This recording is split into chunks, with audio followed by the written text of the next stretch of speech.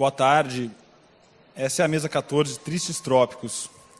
É a segunda mesa da nossa programação que é dedicada aos índios, à Amazônia e ao pensamento ameríndio e a tudo aquilo que a gente precisa ainda conhecer sobre os índios, tanto brasileiros como de qualquer lugar.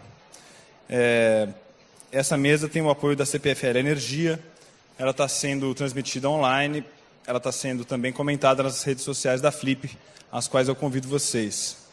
Facebook, Twitter, YouTube. Muito bem, e quem está aqui para falar com os nossos dois antropólogos convidados é a Eliane Brum, que esteve ontem com a Cláudia Andujar e o Davi Copenaua. Então, vá em frente, Eliane. Obrigado. Boa tarde.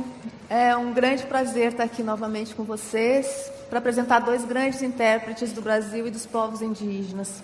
De certo modo, essa mesa é a sequência daquela de ontem, chamada Marcados, em que a fotógrafa Cláudia Andujar e o líder Yanomami Davi Copenaua desvelaram a abissal realidade de nossos tristes trópicos. Beto Ricardo, que está aqui hoje com a gente, encarna a luta socioambiental no Brasil. A sua trajetória pessoal se entrelaça com a luta política por um Brasil mais igualitário, mais diverso, mais possível, desde a ditadura civil-militar até hoje, quando governos democraticamente eleitos continuam tratando povos indígenas, quilombolas e ribeirinhos como se não fossem humanos, mas coisas. E tratando a Amazônia, assim como outros ecossistemas, como se fossem corpos para violação e exploração, corpos para o uso. Como sabemos, o crime só persiste, só pode ser perpetuado dia após dia por conta da omissão de muitos. Beto Ricardo é um dos brasileiros que não se omitiu. Sua vida é o testemunho disso. Antropólogo e pesquisador, esteve na criação e na linha de frente de várias organizações socioambientais dos direitos dos povos indígenas, assim como no debate da Constituinte. É uma das lideranças da luta contra a construção da usina de Belo Monte, quando então era chamada de Cararaô, desde o final dos anos 80. É também um dos fundadores do Instituto Socioambiental, uma das mais respeitadas organizações do Brasil nessa área. É o editor da série Povos Indígenas no Brasil, que já tem 11 volumes publicados e pode ser acessada gratuitamente na internet. Hoje, o Beto é coordenador do programa do Instituto Socioambiental no Rio Negro, na Amazônia. É Beto Ricardo que vai começar essa conversa tão importante, mas ainda no momento crítico que vivemos hoje no Brasil. Tristes Trópicos é o título de uma obra clássica do antropólogo francês Lévi-Strauss. Nessa mesa, Tristes Trópicos abarca sentidos ainda mais amplos. Com a palavra, Beto Ricardo. Obrigado, Eliane.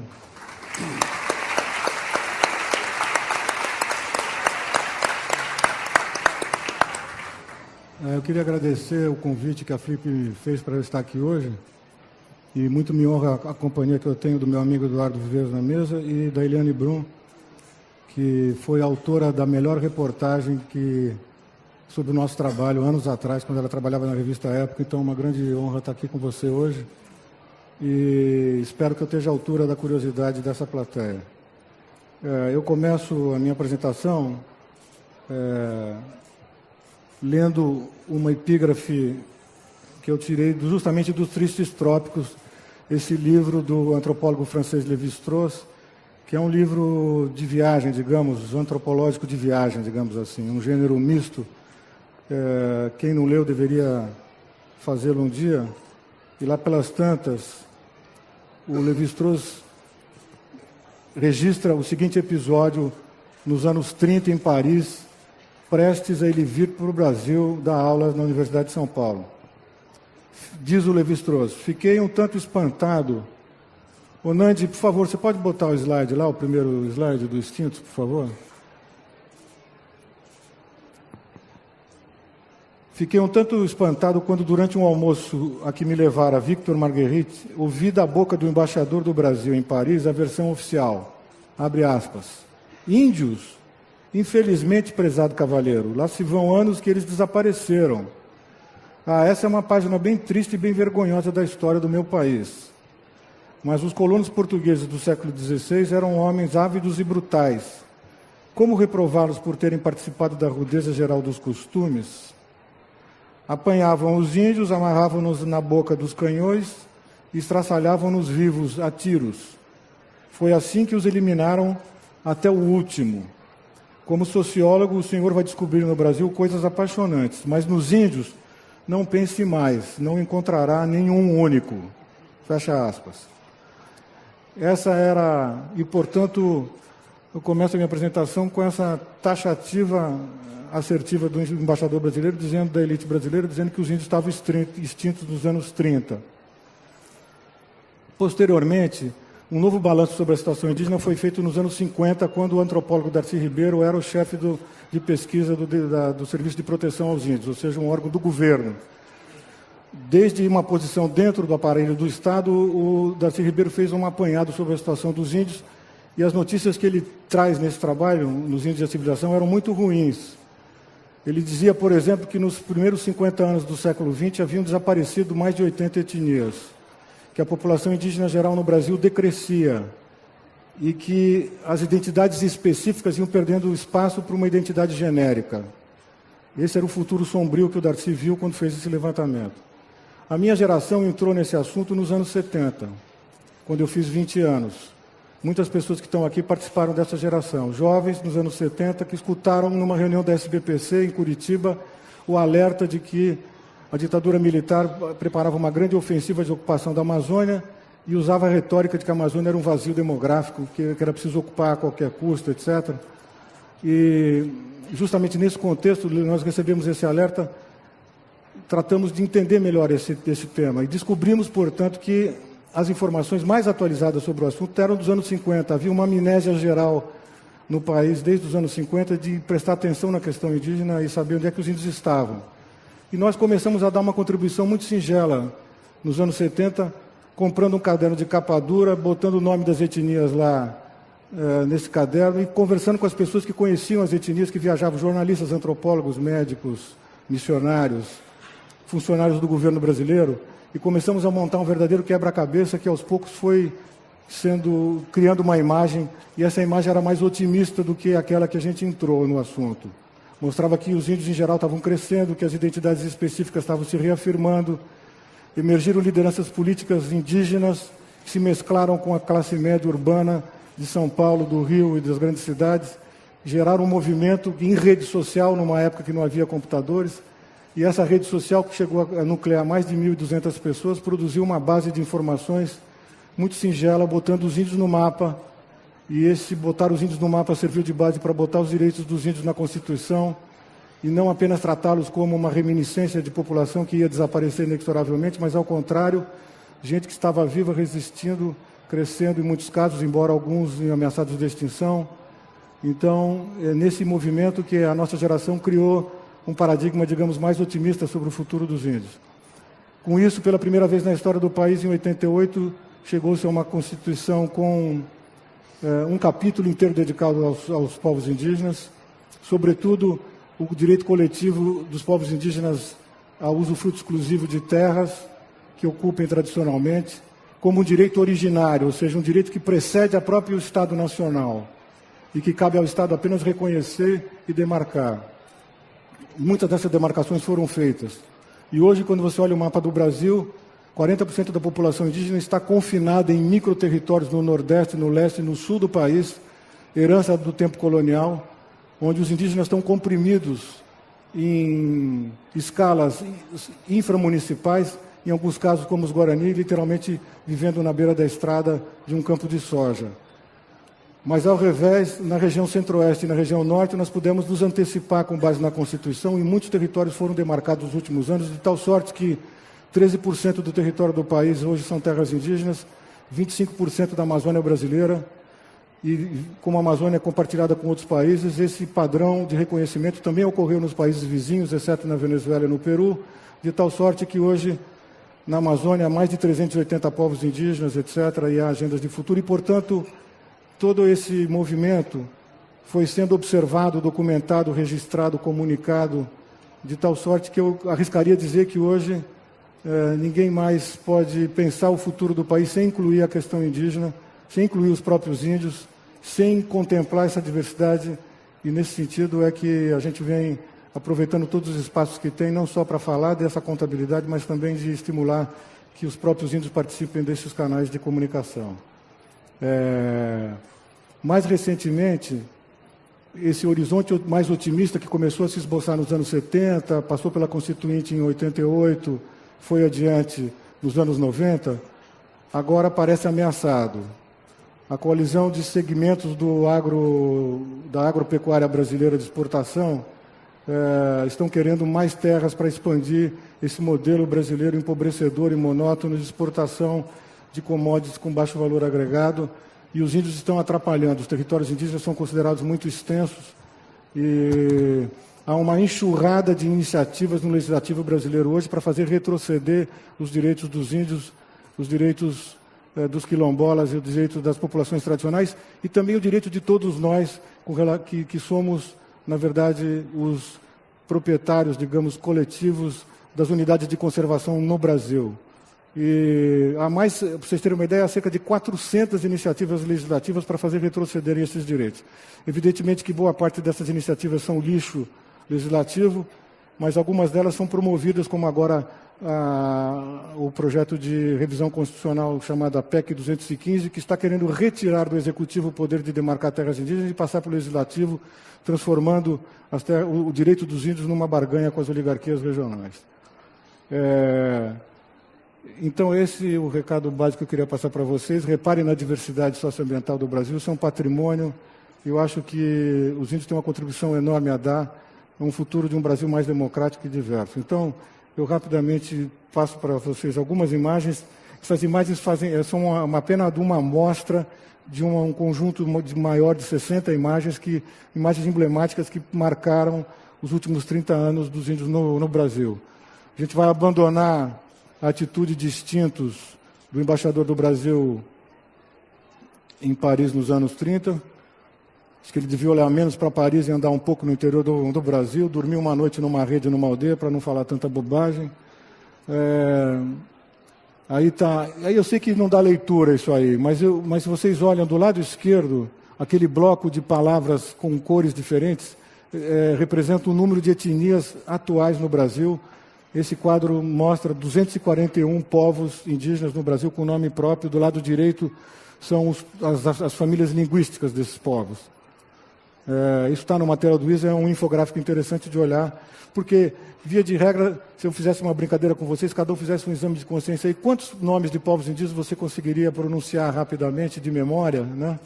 A imprensa brasileira pronuncia pouquíssimos. Sempre tem alguns índios de plantão que ela usa assim, o resto é um genérico índio que não reconhece essa diversidade. Os índios comemorando a votação do capítulo dos índios na Constituição. Isso é o Raoni puxando a orelha do Mário Andreasa, o famoso ministro dos Transportes no tempo da ditadura militar. E o Raoni estava contra a abertura de uma estrada que ia cortar o território Caiapó, no norte do Parque do Xingu. Então ele está dizendo para o ministro que o ministro tem que escutar os índios. Juruna foi o primeiro e único deputado federal indígena, quando ele tomou posse em Brasília, eleito pelo Colégio Eleitoral do Rio de Janeiro, com o apoio do Darcy Ribeiro. O Ailton Krenak, que está aqui com a gente, pintando o rosto em protesto da supressão do capítulo dos direitos indígenas pela Comissão de Sistematização, que era nada mais, nada menos liderada por um Cabral, o senador Bernardo Cabral, de triste memória. Os índios no plenário do Congresso.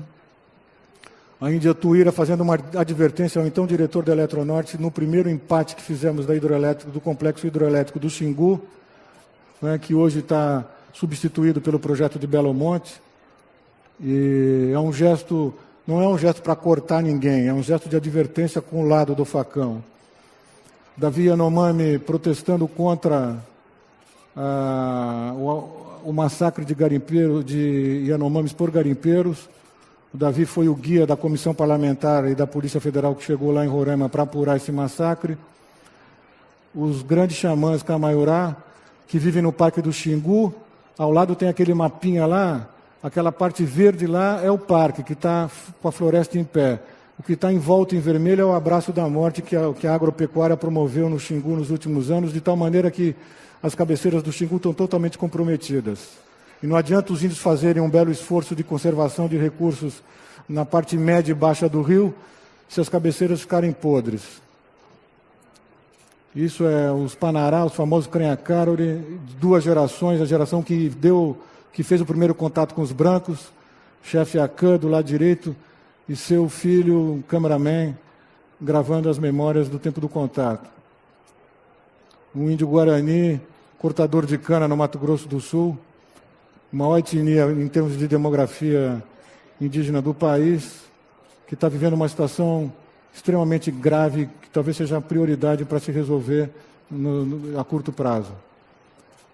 Os Avaguajá, índios caçadores e coletores, essa é uma foto recente.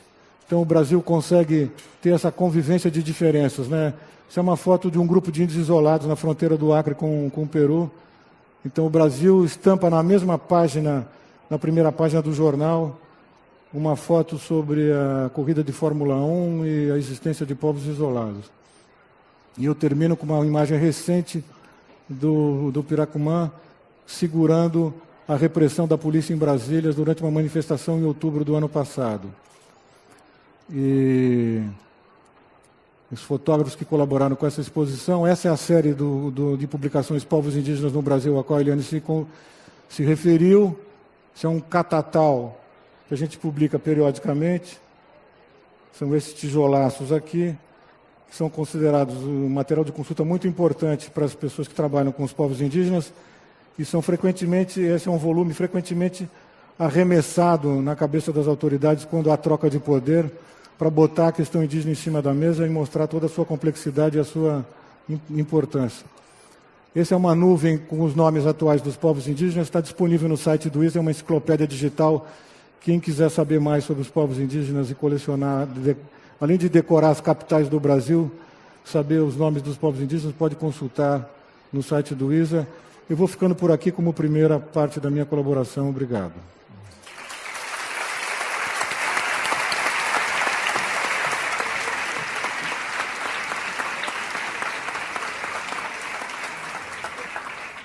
Obrigada, Beto. A gente dá sequência com o Eduardo Viveiros de Castro, professor titular do Museu Nacional da Universidade Federal do Rio de Janeiro, hoje um dos etnólogos mais respeitados do mundo. É em parte por causa do Eduardo que a antropologia brasileira ganhou relevância para muito além das fronteiras do país, a partir da descoberta de uma metafísica dos índios sul-americanos, como foi reconhecido em artigo do próprio Lévi-Strauss. Esse conceito, chamado de perspectivismo ameríndio, deu à antropologia uma contribuição totalmente original, sobre a qual o Eduardo vai nos falar um pouco aqui. Entre suas obras está Inconstância da Alma Selvagem, publicado em português, e Metafísicas Canibais, publicado em francês, inglês e espanhol. Viveiros de Castro tem também como marca ser um intelectual que não se encastela na academia. Atento às ruas de todos os tipos, ele atua politicamente e faz dessa atuação um movimento ético. Para isso, ele usa a internet de várias maneiras e também por redes sociais como o Twitter e o Facebook. É um dos críticos mais persistentes da construção da usina de Belo Monte, no Xingu, na Amazônia. É também um dos criadores do movimento chamado Índio é Nós, que tem buscado alertar a sociedade brasileira para um momento de retrocesso vivido pelo país, no que se refere ao sequestro de direitos e ao contínuo extermínio dos povos indígenas. É de Viveiros de Castro uma frase provocadora.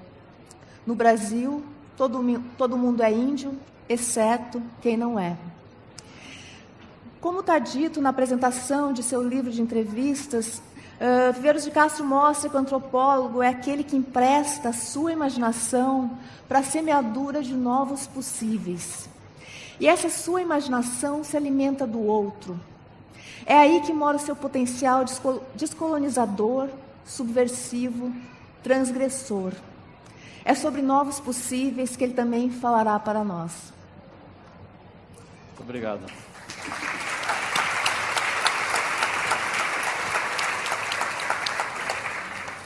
Eu queria, em primeiro lugar, agradecer o convite do Paulo Werneck a estar presente aqui nessa mesa, nessa Flip. Agradecer a ele também pela coragem de tomar de ter feito essa escolha de dedicar 2 mesas desse encontro aos povos indígenas, coisa que, salvo engano, é inédita. Queria agradecer também a ele, eu creio, suponho que seja ele que eu devo agradecer, a presença da Eliane Brum como nossa mediadora, que é uma jornalista que honra a sua profissão, escritora e jornalista que honra a sua profissão e que tanto mais importante quanto nós passamos por um momento em que a relação entre a imprensa e a população, especialmente a população nas ruas, passa por um momento difícil de ajuste, de tensão, e a Eliane é alguém que está certamente do nosso lado. Eu queria começar falando que talvez citando alguém, é sempre bom, antropólogo é alguém que basicamente rouba as palavras dos outros, então vou começar roubando as palavras de um colega meu, que já esteve na Flip, aliás, Eduardo Sterzi, um poeta e crítico literário que esteve 2 ou 3 Flips atrás aqui em Paraty, mas que, na verdade, ele está citando outra pessoa, que é um escritor francês, o Leclésiot, que ganhou o Prêmio Nobel alguns anos atrás, e ele postou isso em algum lugar na internet, e eu vou me dar a licença de roubar essa frase dele. É o Sterzi citando Leclésiot. Ele diz assim: o encontro com o mundo índio não é hoje um luxo, tornou-se uma necessidade para quem quer compreender o que se passa no mundo moderno. Não basta, porém, compreender. Trata-se de tentar ir até o fim de todas as galerias obscuras, de procurar abrir algumas portas. Quer dizer, no fundo, trata-se de tentar sobreviver. Fim da citação. Ou seja, o que o Leclésiot faz aqui é conectar diretamente a sobrevivência de nós todos ao encontro com o mundo indígena, como sendo algo que nos leva para o futuro e não para o passado. A ideia de que o índio é o nosso futuro e não apenas o nosso passado, como ele é tradicionalmente concebido, e como o embaixador citado pelo Lévi-Strauss, não só o passado, mas como declarou, extintos. Na verdade, do jeito que as coisas vão, é possível que nós os brancos, nós os ocidentais, nós os europeus, acabemos por ser extintos antes dos índios, o que não vai deixar de ser engraçado se acontecer. Eu queria também observar que os índios no Brasil, do tempo do Lévi-Strauss, ou mesmo no tempo em que Beto e eu e outros começamos a nos engajar na luta pelos direitos indígenas, sofreram uma mudança do ponto de vista da sua visibilidade na sociedade brasileira e mesmo no mundo, dramática.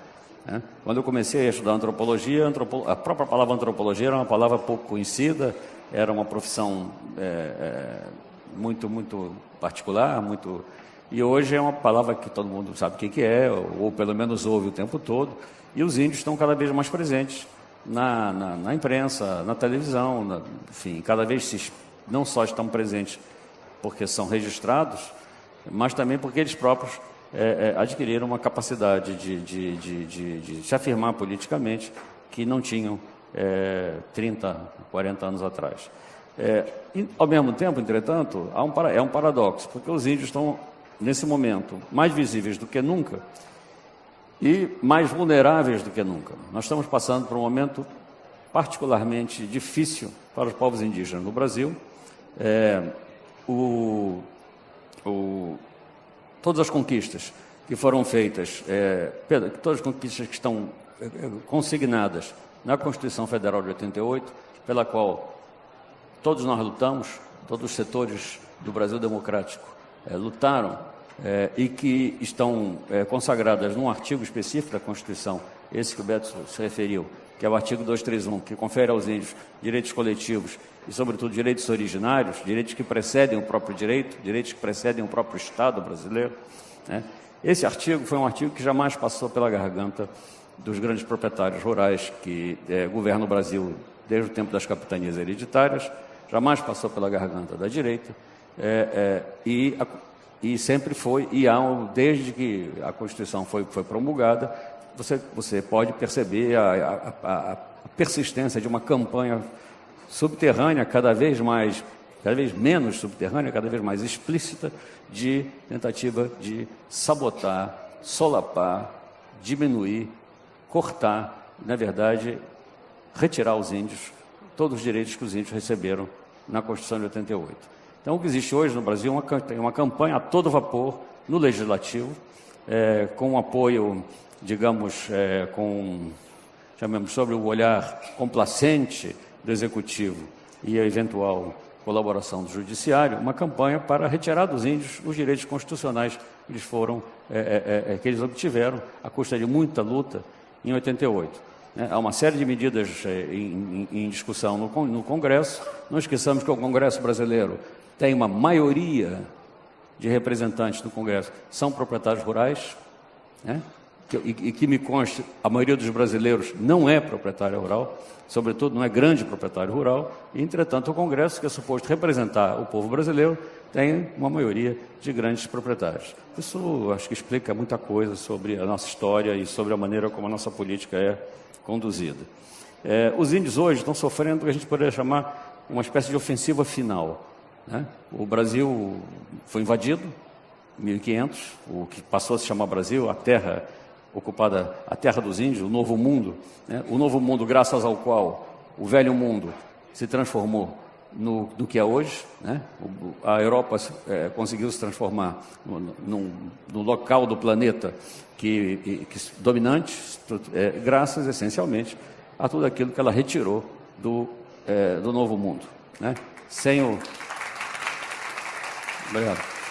Sem a América, a Europa jamais deixaria de ser o que ela era no final do Renascimento, a saber, um fundo de quintal de um continente onde haviam civilizações imensamente mais ricas e mais sofisticadas do que ela. Bizâncio, China, Índia, o mundo islâmico eram infinitamente mais sofisticados que aquele fundo de quintal da Eurásia, onde moravam bárbaros, pobres, sujos e fanáticos, que se transformaram no florão da civilização ocidental, da civilização moderna, da civilização humana, nós, em outras palavras. Nós, enquanto nós podemos nos considerar como descendentes dessa civilização, coisa que não é tão óbvia quando você vai para lá e descobre que o brasileiro, na verdade, não é branco, nem é europeu, ao contrário do que muitos brasileiros brancos e de ascendência europeia pensam. Essa ofensiva, eu dizia que é uma ofensiva final, porque hoje no Brasil nós estamos assistindo digamos, a completude, a perfeição, no sentido próprio do verbo, no ato de perfazer, de completar, de levar à consumação do projeto iniciado, na verdade, desde o governo Vargas, mas que durante o período da ditadura militar ganhou uma brutalidade e uma sistematicidade muito grande, e que, em parte, graças à resistência nossa, isto é, dos aliados dos índios e das populações tradicionais da Amazônia, que moravam na cidade, que tinham acesso à imprensa, aos meios de comunicação, à universidade, etc., foi um projeto que, mais ou menos, parou. E, como tudo aqui no Brasil anda de cabeça para baixo, foi preciso que nós tivéssemos um governo democrático, eleito democraticamente, para que, aliado, que conseguiu se aliar às forças mais obscurantistas, mais reacionárias do país, para completar o processo de ocupação, invasão seria a palavra melhor, como se fala de um exército que invade um país estrangeiro, e ocupação da Amazônia. É triste ver que nós estamos assistindo hoje a um processo literalmente de devastação do país. O país está sendo arrasado, no sentido literal, reduzido a um pedaço de chão. O exemplo talvez mais dramático seja o caso do estado de Mato Grosso do Sul, um estado do tamanho da Polônia, que foi literalmente transformado num campo sem nada, para que possa se plantar ali, à custa de pesticidas, agrotóxicos, hormônios, fertilizantes, plantar ali soja, cana e botar gado para exportação, para alimentar os países capitalistas centrais. Mato Grosso, que devia mudar de nome, como eu disse, Mato Grosso do Sul, devia chamar Mato Ralo, Mato Morto, ex-mato, né? É a região onde você encontra hoje, talvez a situação mais dramática do ponto de vista dos povos indígenas. É lá onde estão os Guarani, a que o Beto se referia, morando na beira da estrada, confinado em reservas mínimas, minúsculas, das quais eles são frequentemente expulsos, né, cujo direito a elas é frequentemente contestado pelos fazendeiros da região, e que vivem numa situação que, eu ia dizer mal comparando, mas infelizmente não é mal comparando, é bem comparando, é uma espécie de faixa de Gaza brasileira, né? Os índios vivem literalmente numa faixa, na beira da estrada, né? E eles sofrem um processo que é o processo que não deixa de ter semelhanças perturbadoras com o processo, porque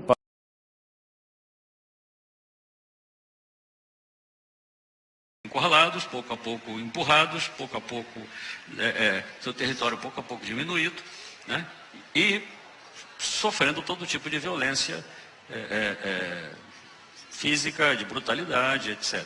Não chega, não digamos que mas os índios violentos não foram bombardeados, porque foram, né? Não ali, mas como vocês talvez não saibam, houve ação militar contra os índios da Amazônia durante o tempo da ditadura, que envolveu bombardeamentos, talvez não tão sofisticados quanto os que são feitos hoje em Gaza. E eu diria que eu disse bem comparando, mas na verdade é mal comparando sob outro ponto de vista, porque o Estado de Israel, ao menos, tem o direito, né? Tem a pretensão legítima de que tem uma relação histórica com a região que ele ocupa. Enquanto que, ainda que se possa contestar o modo como ele está, eu contesto, o modo como ele está se relacionando com o povo palestino daquela região, que eu acho que é um genocídio projetado e realizado, o fato é que o povo de Israel tem uma relação histórica com o território do Oriente Médio. E os brancos que estão no Mato Grosso matando os índios Guarani não tem nenhuma relação histórica com esse território comparável ao que tem o povo de Israel. Então, não há literalmente desculpa para o que se faz nessa região. Então, eu penso que hoje a gente está num momento crucial, para encerrar, no qual os índios, ao mesmo tempo, aparecem no momento em que eles estão, de alguma forma, em perigo maior do que nunca de desaparecer, né? De desaparecer nesse sentido, de que passe um trator por cima, de que passe a hidrelétrica por cima, que construa uma hidrelétrica por cima, de que destruam a floresta na qual eles vivem, né? Ou, para simplificar, para falar como para complicar, para dramatizar, para falar como o Davi Copenau, os índios estão vendo o céu cair em cima da cabeça deles, mas dessa vez, pelo menos, o céu não vai cair só em cima da cabeça deles, vai cair em cima da cabeça de nós todos, porque nós estamos passando por um momento de crise planetária global, que vai nos levar todos para um outro patamar de situação de vida de toda a espécie humana e de outras espécies no planeta, né? E dentro dessa nova situação que se desenha e que vai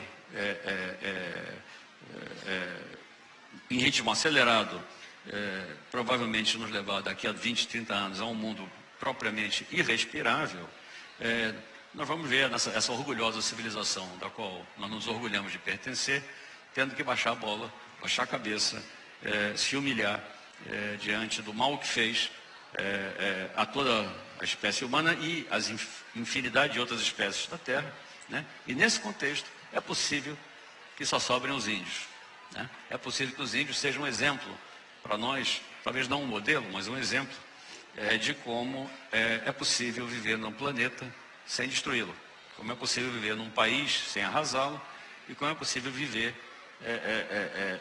como é possível ser feliz sem cartão de crédito, nem TV a plasma, nem computador, por estranho que pareça.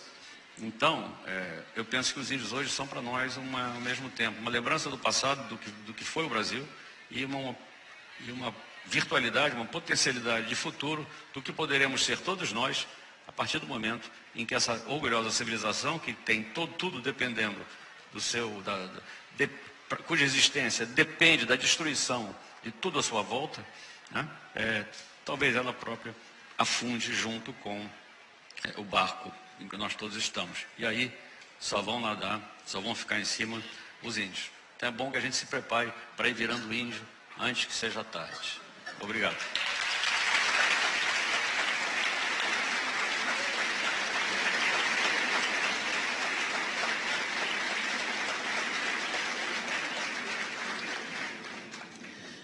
Beto, eu queria te perguntar que tu luta contra, né, a usina de Belo Monte desde os anos 80.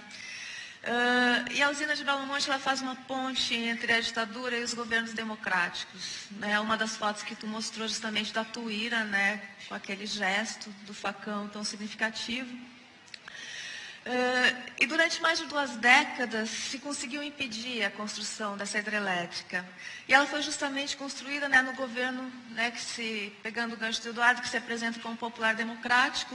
Eu queria saber quais são os pontos comuns e quais são as diferenças entre o projeto da ditadura de ocupação da Amazônia e o projeto do atual governo. Eu complemento também com uma pergunta da plateia, do Guilherme Ramalho. Ele diz o seguinte: tecnicamente sabe-se que a hidrelétrica de Belo Monte irá contribuir com o crescimento econômico do Brasil. A energia geradora beneficiará milhares de pessoas, inclusive a população local. Qual a alternativa para a geração de energia renovável? Bom, quer dizer, várias coisas para responder essa pergunta, é complexa, mas é o seguinte, de fato houve uma revisão técnica do projeto aquele do final dos anos 80 para esse que está sendo implantado agora. E criou-se toda uma visão de que essa hidrelétrica sendo construída agora, de Belo Monte, tem muito menos impacto do que aquela planejada anos atrás, etc., que é uma certa verdade. Porém, a memória de cálculo desses impactos continua numa matriz de pensamento da época da ditadura, né? Os grandes grupos, as grandes empreiteiras são as mesmas, são aquelas que mais financiam as campanhas políticas no Brasil. É um segmento da economia brasileira que tem muito poder e na verdade, transportou para Belo Monte, digamos, um estilo, uma memória de cálculo e tal, que subestimou os impactos socioambientais, ainda que o projeto estivesse sendo revisto. E até os índios já sabem disso, quer dizer, os Caiapó, por exemplo, que estão a montante de Belo Monte, né, eles estão muito preocupados porque eles já entenderam que Belo Monte vai sofrer com falta de potência de água para gerar energia durante uma parte do ano. E que para potencializar Belo Monte, é preciso barrar o rio Xingu acima de Belo Monte, uma, talvez 2, talvez 3 vezes. Ou seja, Belo Monte é uma espécie de lobo em pele de cordeiro, é uma espécie de cavalo de Troia, digamos assim. Os índios estão percebendo isso. Então, agora, de fato não foi possível barrar Belo Monte desta feita, né? E a atitude, por exemplo, do ISA foi, bom, se não é possível barrar, é preciso que as condicionantes socioambientais desse projeto sejam cumpridas. Nós montamos um observatório para isso. E, via de regra, mesmo essas salvaguardas socioambientais, que são fruto de uma memória de cálculo do tempo da ditadura, não estão sendo cumpridas, entendeu? Então, acho que o Brasil, a partir de Belo Monte, precisa ter uma discussão mais geral sobre o futuro da produção de energia no país. Um país desse tamanho, com tanto sol, com tanto vento, etc., não domina certas tecnologias alternativas, está investindo muito pouco num programa de substituição de energia, e é por aí que a gente pensa um pouco a questão, né? Não sei se tu quer complementar, Eduardo. Nós sabemos que Belo Monte como é que se chama a palavra? É uma picaretagem econômica, né, em termos de engenharia, é uma obra inviável nos termos em que ela está sendo feita.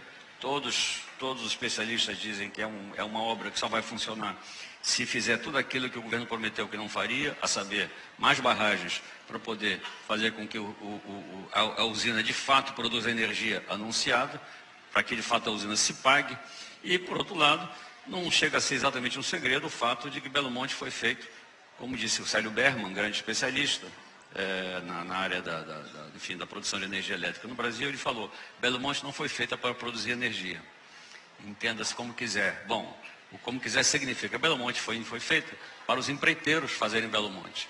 Isto é, Belo Monte foi feita para que coisas como dívida de campanha e outras coisas fossem pagas, dando serviço, dando oportunidades de lucro às grandes empreiteiras. Tudo isso com o nosso dinheiro, como nós sabemos que o BNDES, banco público sustentado com o dinheiro da população, emprestou algo, não sei exatamente, não me lembro exatamente a proporção do dinheiro que Belo Monte está gastando, que é da ordem de 30 bilhões de reais, quanto disso vem do nosso bolso. Mas o fato é que Belo Monte não é de forma alguma uma obra feita para produzir energia elétrica para o país no sentido geral. Belo Monte foi feita em parte para abastecer o sul do Brasil.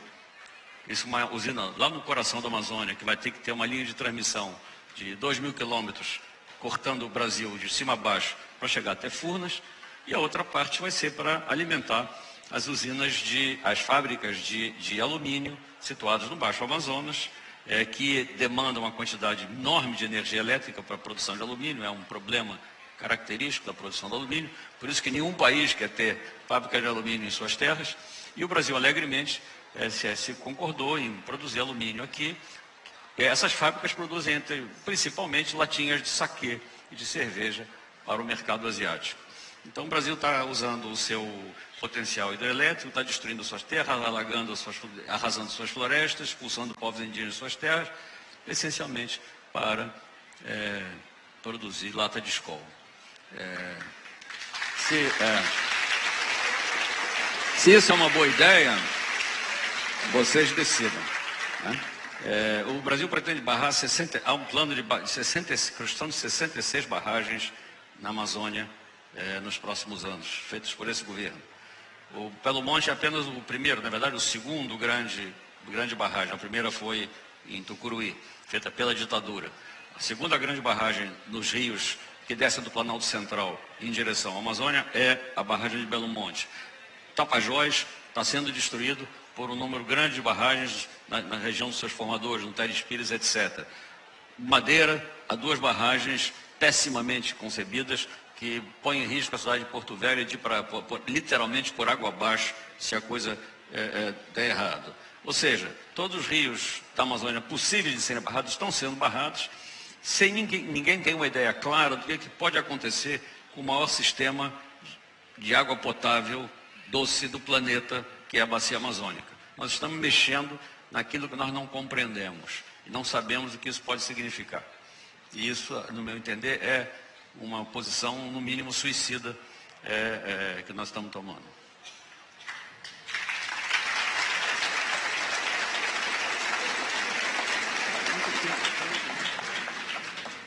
Uma pergunta para vocês dois. Os povos indígenas são vistos por parte da população, por setores do governo, pela bancada ruralista, como uma espécie de estrangeiros nativos, como se fosse um entrave ao desenvolvimento que já não deveria estar aqui. Ao mesmo tempo, se pede constantemente uma espécie de certificado, entre aspas, de autenticidade, no qual deveriam provar que, aspas, de novo, são índios de verdade. Eu queria perguntar por que é assim, a que interesses isso serve. E eu coloco aqui também uma pergunta da plateia, porque é interessante que o Carlos Alberto Silva Souza diz que ele viaja pelo norte do país e o que ele vê são índios, nas palavras dele, bêbados, preguiçosos, ladrões, arruaceiros e tudo de ruim. E a pergunta dele é o que há com esses pseudo-índios. Eu acho o seguinte, que identidade Identidade é uma coisa muito profunda, que não se confunde com a roupa, só com a roupa que as pessoas estão usando, nem com os apetrechos que elas usam. Eu acho que essa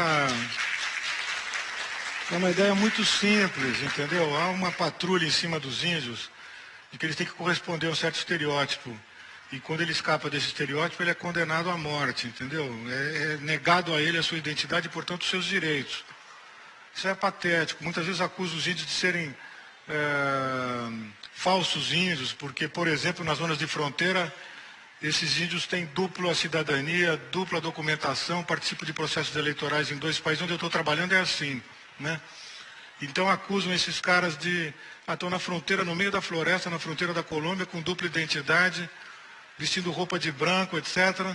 Não são mais índios, portanto não merecem ter mais direitos. Isso é tão patético quanto não reconhecer, por exemplo, que a dona Marisa acordou um dia e resolveu pedir a cidadania italiana dela e para os filhos, né? Almejando provavelmente algum tipo de vantagem prática, entendeu? E nem por isso ela deixou de ser brasileira, nem por isso nenhum de nós, essa paulistada toda que tira passaporte italiano,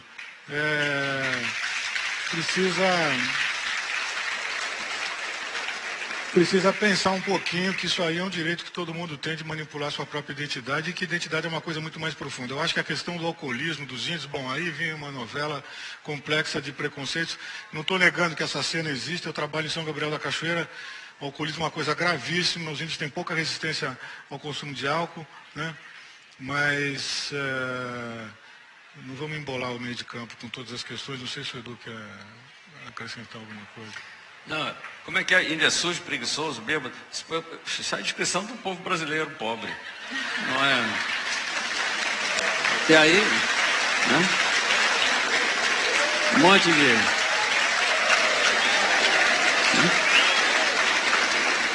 Somos nós, isso aí é nós. Por isso que eu falei que índio é nós, porque na verdade a população brasileira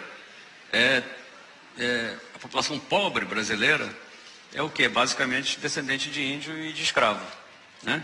O povo brasileiro, o povo mestiço, como se gosta de falar, é na verdade aquele povo que foi obrigado a deixar de ser o que era, sob a promessa de que ele iria se transformar em outra coisa, e naturalmente o processo sempre para no meio do caminho.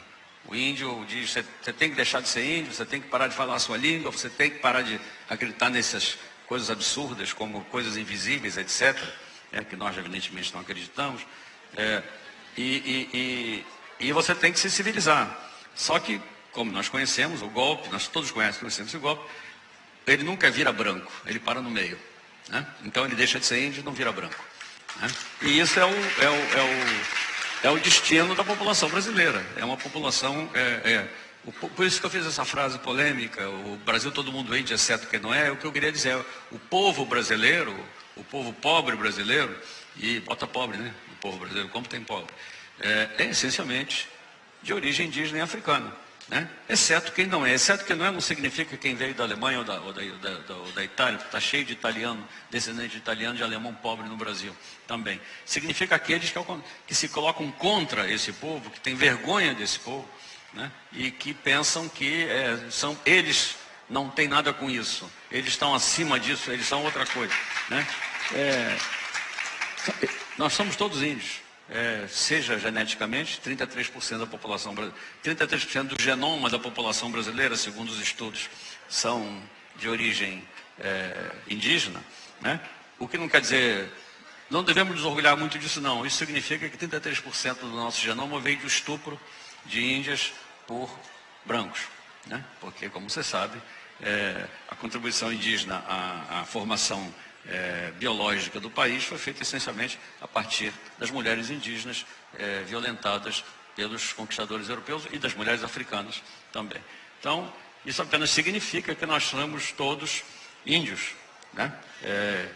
Nesse sentido, em todos os sentidos da palavra, exceto aqueles que não querem ser, né? Os que não são aqueles que não querem ser. Nós sabemos bem quem eles são, né? São os que estão seguram o chicote pela ponta do cabo, né? Enfim.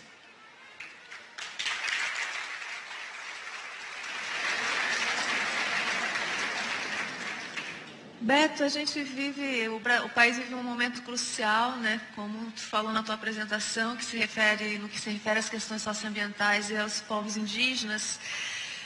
Se os projetos que tramitam hoje no Congresso vingarem, o que vai acontecer com os povos indígenas e com o Brasil? Eu acho que os projetos vingarem é muito difícil. Como eu falei, tem muito lixo legislativo, são muitas iniciativas que às vezes pintam lá, mas não tem quórum, não tem força política para tramitar. A bola da vez é a tal da PEC 215, que retira do Executivo, como eu falei, o poder de demarcar a terra indígena, entendeu? Então isso é uma coisa muito grave, porque vai permitir não só estancar, aliás, o governo Dilma está paralisado nesse aspecto, tá certo? Não demarcou nenhuma terra indígena praticamente. E está travando toda a tramitação de base do reconhecimento de terras indígenas. Então isso viria a agravar, criar uma situação jurídica que permitiria não só estancar o reconhecimento de novas áreas, como eventualmente revisar áreas já existentes. Então, sem chão, sem território, os demais direitos indígenas não têm aonde se assentar e nem se desenvolver. Então, portanto, essa é a questão crucial de não aceitar, em hipótese nenhuma, que essas medidas, essas emendas constitucionais anti-indígenas sejam aprovadas. Como eu disse, elas estão dentro de um pacotaço, que inclui os índios, inclui outros segmentos da sociedade brasileira. Nitidamente pior, de pior qualidade para a espécie humana e para todas as espécies que os humanos exterminaram no planeta. É uma visão pessimista, sim, eu não vejo nenhuma razão para ser otimista em relação a crer na ciência, chamadas ciências não humanas, né, nas ciências da climatologia, da geologia, da biofísica, da ciência da atmosfera, etc., nós estamos nos caminhando para uma situação de catástrofe climática, ou melhor dizendo, nós já estamos vivendo uma situação de catástrofe climática.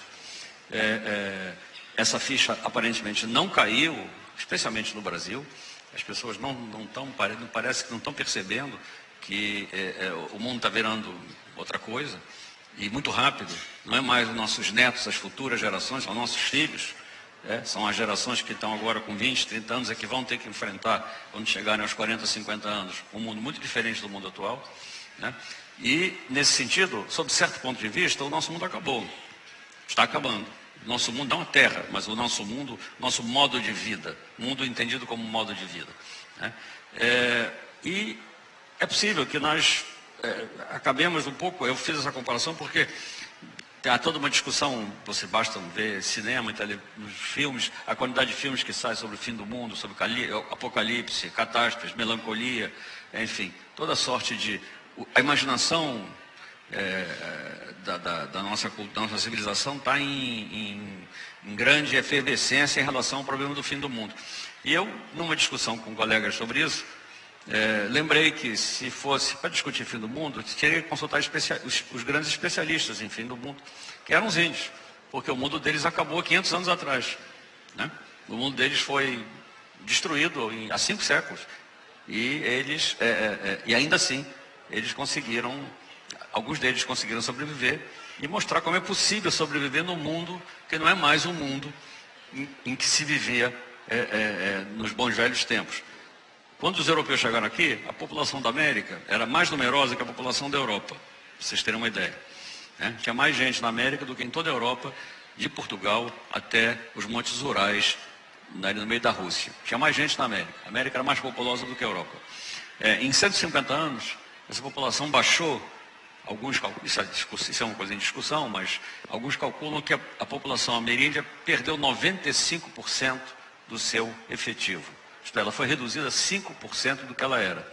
Isso aí, em matéria de catástrofe demográfica, é difícil de ser batida por qualquer coisa, nem uma guerra atômica, penso eu. A vida atômica é mais rápida, né? Isso durou 150 anos para acontecer isso.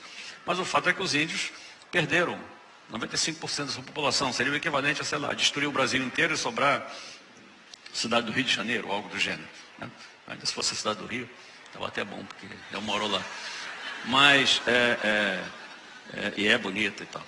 Agora, o fato é que, não obstante, apesar de eles terem perdido o mundo deles, porque esse mundo deles foi transformado no mundo dos brancos, né? Eles foram, primeiro porque eles não eram considerados homens pelos brancos. Então, na verdade, os europeus viram a América como um mundo sem homens, né? A Amazônia é um vazio demográfico, não é senão a versão da ditadura, a versão moderna de um tema que a América era vista como um mundo sem homens. Porque esses índios que estavam ali não eram homens, pareciam com homens, mas não eram homens integralmente. Tinham que ser homificados, convertidos, cristianizados, escravizados para poder aprender a trabalhar no bom ritmo do trabalhador, etc. Então, era um mundo sem homens para os europeus que invadiram. E os índios se viram sem mundo. Transformaram-se, nesse momento, se transformaram em homens sem mundo. Porque o seu mundo foi tomado, foi roubado, foi pilhado, saqueado pelos invasores. E não obstante, essa me parece que é a lição fundamental, eles sobreviveram. Os índios estão aí, estão aumentando. E nos estão dando uma lição de como é possível viver num mundo que não é ideal, né? Ninguém vai dizer que os índios hoje vivem no mundo que eles gostariam de viver, né? Mas eles estão nos ensinando como é possível sobreviver num mundo no qual nós não controlamos. Eles não controlam o mundo em que eles vivem. Eles têm coisas que eles não têm. O poder de decisão que eles têm, o poder de controle sobre o mundo em que eles vivem é muito pequeno, porque eles são um povo vencido, dominado, invadido, né, por um outro povo. E eu, às vezes, fico imaginando que nós estamos fazendo isso conosco mesmo. Nós estamos nos invadindo, nos dominando, nos expropriando. Nós estamos nos transformando como se fosse uma raça extraterrestre, tivesse chegado aqui, tivesse nos colonizado, nos por dentro, nos vampirizado e nos transformado em outra coisa. Então, eu acho que nós temos que aprender a viver num mundo que não é o nosso, que não será mais o nosso de hoje, daqui a alguns anos, assim como os índios aprenderam a sobreviver no mundo que não é o deles, não é mais o deles, desde 5 séculos. E o mundo deles acabou há 5 séculos, né? E eles estão aí, estão aumentando, estão crescendo, né? Estão inventando novas formas de expressão, né? Eu não sei se eu tenho tempo para falar nisso, mas acho que tem um grande exemplo que é o único caso de uma data de calendário indígena que entrou na cultura popular ocidental foi o fim do mundo do calendário maia, né? Que não é verdade, não existia, não aconteceu, como vocês sabem, era para acontecer 21 de dezembro de 2012 e, como todos podem ver, isso não aconteceu. Mas também não era o caso, os maias nunca disseram isso, foi um equívoco dessas lendas urbanas. Mas os maias são um bom exemplo apesar desse equívoco, né, acho que vale a pena evocar os maias. Os maias tiveram uma civilização poderosíssima, que todos conhecem, as grandes pirâmides do sul do Yucatán, da Guatemala, etc. E essa civilização desapareceu, se extinguiu antes da chegada dos europeus, no século VII, entre o século VII e o século IX depois de Cristo, por razões um pouco, enfim, enigmáticas. Ninguém sabe o que aconteceu, mas aquelas cidades foram desertadas pela população. Alguns acham que foi por conta de crise climática, mais ou menos como o que nós estamos vendo agora, devido a secas e a esgotamento do solo, etc. Outros acham que foi uma combinação disso com uma revolução social, uma revolução política, em que os camponeses resolveram mandar os seus senhores, os reis maias, para o inferno, e largaram tudo e foram viver na floresta, né? De qualquer forma, os maias, o grande mundo dos maias acabou primeira vez já antes dos europeus. Quando os europeus chegaram, acabou pela segunda vez, porque os maias de Chiapas, do sul do México, do Guatemala, etc., estavam entre os povos que foram mais duramente oprimidos pelos espanhóis, no caso, a ponto de que o primeiro grande defensor dos direitos indígenas da história do Ocidente foi o bispo de Chiapas, o Bartolomé de las Casas, que se revoltou contra sua própria civilização. Escreveu um libelo, um livro muito, muito, muito emocionante em defesa dos índios e contra os europeus, contra a maneira como os europeus estavam tratando. Os maias, apesar desse segundo fim de mundo, não só resistiram, como aumentaram a população, cresceram, a língua deles está viva, tem uma literatura riquíssima nessa língua, e, finalmente, os maias, há 30 anos atrás, nos deram o exemplo da única, salvo engano, revolução indígena bem-sucedida na América, que não quis criar, por sorte, um Estado, que é o movimento zapatista, né? que é um movimento indígena, autônomo, que não pretende criar um Estado-nação ali entre o México, a Guatemala, Belize e El Salvador, que divide o povo maia, mas que quer simplesmente que os deixem em paz, que eles possam viver de maneira autônoma. E eles estão há 30 anos resistindo às forças dos Estados-nação, né? E dando mais uma vez o exemplo de como é possível construir um mundo depois do fim do mundo e que esse mundo seja capaz de durar. Então eu vejo aí nos Maia uma espécie de alegoria de tudo aquilo que a gente ainda pode esperar dos índios no Brasil, e nas Américas, na verdade. Sim.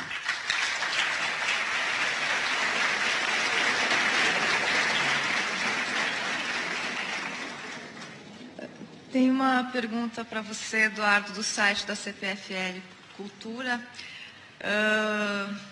perguntando se os índios norte-americanos também sofrem problemas similares. Os índios norte-americanos sofrem problemas similares e diferentes também. Se eles tiveram a relação dos índios norte-americanos com o Estado norte-americano é muito diferente do ponto de vista jurídico da relação dos índios brasileiros com o Estado brasileiro e de outros estados sul-americanos. Os índios norte-americanos foram também... O processo foi muito parecido. Confinamento, progressiva opressão, progressivo deslocamento de populações. Populações foram transferidas de um pedaço dos Estados Unidos para outro extremo dos Estados Unidos. Mistura de populações diferentes, com confinamento em reservas, em lugares absolutamente invivíveis, inviáveis para a vida, né? Foram enfiados nos piores lugares possíveis. E foram submetidos ao tipo de pressão civilizacional que os índios brasileiros também foram submetidos. O quê? Alcoolismo, desemprego, uma vida esquálida, uma vida miserável, no qual as condições de expressão da sua própria modo de vida são sistematicamente tolhidos. Não obstante, eles têm as suas formas de resistência. Em alguns aspectos, eles estão mais avançados do ponto de vista da resistência política e cultural do que os índios brasileiros. Sobre outros, eles estão em pior situação, né? Eu só lembro uma coisa, tem muito mais índio nos Estados Unidos do que no Brasil, só para lembrar, né? A população indígena norte-americana é maior do que a brasileira. Apesar de todo o genocídio, o massacre, toda a cavalaria, a 7ª Cavalaria, apesar do Forte Apache, apesar do General Custer, tem mais índios nos Estados Unidos do que no Brasil. Isso devia ser um motivo de vergonha para nós, né? Que nos orgulhamos de ser, né, enfim, tão melhores que os americanos, do ponto de vista da nossa cordialidade, nossa humanidade, etc. E, entretanto, pelo jeito, matamos mais índios do que os cowboys americanos. Vejam vocês. Né? Beto, essa semana, é uma pergunta da plateia também, essa semana uma tribo isolada apareceu no Acre, fez um primeiro contato com outros índios da FUNAI. Como lidar com essa questão e quantos desses povos existem? Pois é, o Brasil é um dos poucos países do mundo que tem populações nativas nessa condição, chamados isolados, entre aspas, porque na verdade estão de alguma forma conectados com frentes de expansão que os expulsa das suas áreas de ocupação tradicional, vai empurrando na beira do abismo e encontram outras comunidades que já têm contato, etc. E aí sofrem todo o risco de ser contagiado por doenças banais que podem dizimar essa população toda. Essa tem sido a lógica desses contatos com os novos grupos chamados isolados, né? O Estado brasileiro está sempre chegando atrasado, mal preparado, sem condição de garantir condições mínimas para a galera aguentar o tranco do contato e se estabilizar num patamar de recuperação demográfica. Isso foi a história do Brasil foi assim, e a história do século XX foi assim, em geral, com os grupos isolados. Dessa vez, por exemplo, o governo brasileiro reagiu rápido, a FUNAI reagiu rápido, colocou lá na área uma assistência médica experiente. Eles conseguiram convencer essa rapaziada que apareceu no contato, que apareceram poucas pessoas, a permanecer junto com a equipe da FUNAI, recebendo atendimento por uma gripe, por uma infecção. Imagine, tomando antibiótico por via oral durante alguns dias. E supostamente esse pessoal retornou ao seu grupo de origem curados dessa gripe, portanto não transmissores. Esperamos que seja assim, né? Mas é justamente nessa fronteira, Brasil, Acre, Peru, etc., que estão concentrados boa parte desses grupos isolados. O Estado brasileiro mudou sua atitude básica, inspirado nos indigenistas que trabalharam para o governo e que são verdadeiros traumatizados de guerra, gente jovem, bem intencionada, que participou das experiências de contato nos anos 70 e nos anos 80, e por falta de retaguarda, de esquema, etc., viu os índios morrerem que nem moscas. Esse pessoal tem uma geração de indigenistas hoje que é traumatizado dessa guerra de pacificação chamada de incorporar grupos ao país, né? E então, o Brasil desenvolveu toda uma ideia de que é preciso proteger essas áreas e não forçar o contato, que era uma atitude agressiva do tempo do século XX em geral, né? E é um desafio enorme, porque, na verdade, você consegue equacionar parte desse problema, mas estabilizar uma relação com esses grupos é uma questão muito difícil, são grupos muito frágeis, muito vulneráveis. Mas é por aí que a coisa está indo hoje em dia no Brasil, né? Felizmente a gente está chegando ao final, a gente só tem tempo para as considerações finais, né? Começa pelo Eduardo, né? E termina com o Beto. Eu queria, se pudesse responder uma pergunta nessas considerações finais. Uma vez você escreveu que foi estudar índios para fugir do Brasil. Você também disse que pertencer a uma nação, a qualquer nação, é ter tantos motivos para se orgulhar, como motivos para se envergonhar. Nesse sentido, como é que você se sente como brasileiro? Tá bom, eu confesso, eu disse isso. Eu disse que fui estudar índio para fugir do Brasil. Fugir do Brasil de um modo, em vez de fugir para fora, eu fugi para dentro. Eu tive o privilégio de não precisar fugir para fora, como tantos da minha geração, né? Que foram obrigados a se exilar e, portanto, tiveram que sair do Brasil. Sem querer. Eu quis sair do Brasil, mas sair do Brasil para dentro. Por que eu queria sair do Brasil? Porque o Brasil que eu vivia na década de 60, o Brasil que eu vivia na minha juventude e depois na minha, enfim, quando já não estava tão jovem assim, era um Brasil com o qual eu não me identificava. Aquele para mim não era o Brasil. Eu queria sair do Brasil porque eu queria tirar aquele Brasil de mim. Aquele para mim não era o Brasil dos militares, um Brasil escravocrata, o Brasil que continua escravocrata, um Brasil que tem no seu inconsciente profundo a escravidão, que não se livrou dele, que continua a tratar as pessoas negras e índias como pessoas inferiores. É um país pelo qual não tinha nenhum orgulho, muito pelo contrário. Eu fui estudar índios porque eu queria estudar alguma coisa que não fosse o Brasil, esse Brasil, que fosse uma outra ideia de Brasil, que me permitisse ver um outro Brasil possível. E para mim os índios eram um outro Brasil. Então era sair do Brasil mais ou menos, era sair em direção a outra ideia de Brasil, que seria um Brasil, o que o Brasil poderia ter sido se aos índios tivesse sido dado o mínimo de tratamento decente e humano, e que não foi dado.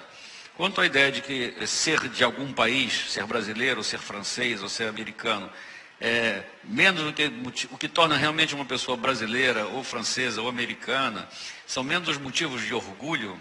Eu tenho muito desconfiança do patriotismo, né? Eu acho que nós temos, o que nos torna realmente brasileiros são as coisas que nos envergonham, e o que nos tornam franceses, para os franceses, são as coisas que envergonham os franceses. Eu acho que a vergonha é um sentimento muito forte e que deve ser cultivado. Eu tenho vergonha de ser brasileiro, frequentemente. Eu tenho vergonha de pertencer a um país que foi o último país a abolir a escravidão no planeta, com exceção da Mauritânia. Eu tenho vergonha de pertencer a um país que extermina os seus índios sistematicamente. Eu tenho vergonha de pertencer a um país que tem uma das maiores desigualdades de distribuição de renda do planeta. Eu tenho vergonha de pertencer a um país em que a educação é tratada como enfim, alguma coisa que, na verdade, deve ser recusada ao povo. É a única conclusão que eu posso tirar, né? Enfim, o povo é mantido num estado de analfabetismo funcional, que eu diria que é quase que proposital, para que ele não crie problemas, não se toque. E, em parte, as manifestações que nós vimos ano passado, né, e que continuam, são até certo ponto que as próprias condições do povo melhoraram. E eles começaram a perceber que as coisas... né? Então, eu tenho vergonha de pertencer a esse país, né? Assim como, se eu fosse francês, Eu teria vergonha de ter feito o que a França fez na Argélia, do que a França fez na Indochina, do que a França fez na África, né? E teria as minhas vergonhas. Ou seja, ser brasileiro não é especialmente vergonhoso, né? Ser de qualquer país é especialmente vergonhoso, porque todo país é construído em cima da destruição de povos. O Estado-nação, todo Estado-nação se constituiu historicamente em cima da repressão, do extermínio, do genocídio, do etnocídio e da repressão cultural dos povos, dos territórios em que eles se instalaram. Na América isso é especialmente dramático, porque os europeus invadiram isso aqui. Mas isso aconteceu na Europa também. A França se unificou às custas da destruição de outras línguas, de outras tradições, de outros dialetos, etc. A Inglaterra se constituiu às custas da expulsão dos camponeses de suas terras para dentro das grandes cidades, onde eles viviam em condições absurdas durante a Revolução Industrial. E assim por diante. Ou seja, eu acho que pertencer a um país o que nos torna realmente íntimos do Brasil, no meu caso, eu me sinto brasileiro realmente quando eu vejo o modo como é tratado uma pessoa negra no Brasil. Aí eu me sinto realmente brasileiro. Aí eu descubro, eu sou realmente brasileiro. Isso aí acontece no meu país e eu não sou capaz de fazer nada.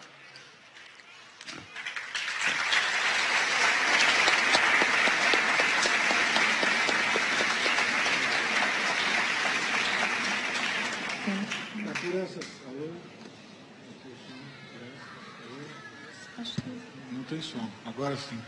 Não, por essas e por outras, eu me juntei ao Eduardo lá nos anos 70 para escrever um projeto que se transformou nesse observatório da questão dos povos indígenas no Brasil, cujo título era Povos Indígenas no Brasil. E aí a preposição faz toda a diferença, pensem nisso, né? Preposição derruba o editor, né? Se você fizer uso errado da preposição, né? E a gente sacou essa lá atrás, e a nossa coleção, nossa série de livros, e tudo que a gente fez estava embaixo dessa rubrica Povos Indígenas no Brasil, que era uma maneira de driblar o Brasil. Em vez de povos indígenas do Brasil, que é normalmente como a gente se refere, como se os índios fossem do Brasil e não apenas estivessem no Brasil, porque eles precedem o Brasil, então eles não podem ser do Brasil. O Brasil é que é dos índios e não os índios do Brasil. Nesse sentido que nós... É a última fala agora já? Eu queria reler eu recuperei de ontem para hoje uma epígrafe que o Eduardo escreveu para um dos volumes dessa série há 10 anos atrás, que dizia o seguinte, aspas, o reencontro entre índios e brancos só se pode fazer nos termos de uma necessária aliança entre parceiros igualmente diferentes, de modo a podermos, juntos, deslocar o desequilíbrio perpétuo do mundo um pouco mais para frente, adiando assim o seu fim. E quero convidar vocês a escutar uma canção que a Maria Bethânia acaba de gravar no último CD dela, chamado Meus Quintais, onde ela evoca a diversidade. Acho que ela é forte candidata à madrinha do Brasil socioambiental e de quem repara na diversidade do país. Obrigado, boa noite. Quando o samba começou na areia, festa na aldeia de Tupinambá. Tem autógrafos agora na mesa de autógrafos. Deus do Pan clareia, deixa clarear. Jurunas, Guaranis, Caingangues, Caiabis, Terenas, Carajás e Suruís.